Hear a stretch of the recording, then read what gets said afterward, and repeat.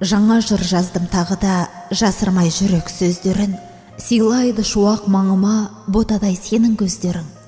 Жүрекке сәулең енгенде, теңіздей тасып шалқыдым.